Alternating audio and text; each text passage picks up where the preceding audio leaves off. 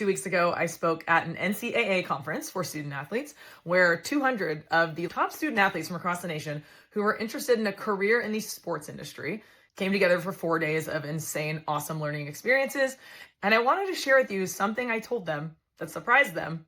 Probably doesn't surprise a lot of you in the workforce, but I think that it should. The workshop I did was talking about what I call the it factor that a lot of employers are looking for in employees, and that I think student athletes bring it naturally. So in this workshop, I pulled from 15 years of experience being an employer, a recruiter, helping people who hire people onto their teams, have performance issues, etc. And I pulled together all the top things I see that employers are actually looking for in their employees.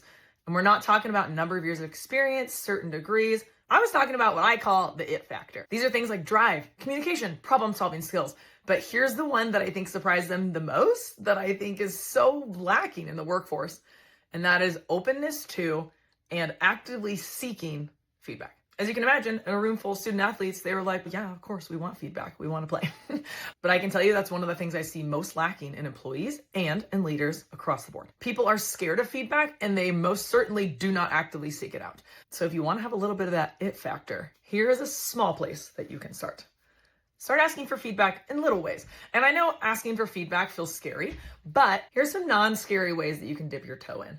Start by asking your peers or your boss, if you have a good relationship, hey, how could I have made this even better? Is there something I can be doing to be more efficient?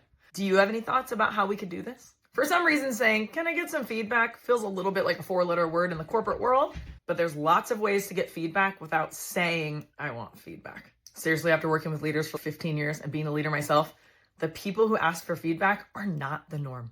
And we like those people because those people are really easy to coach.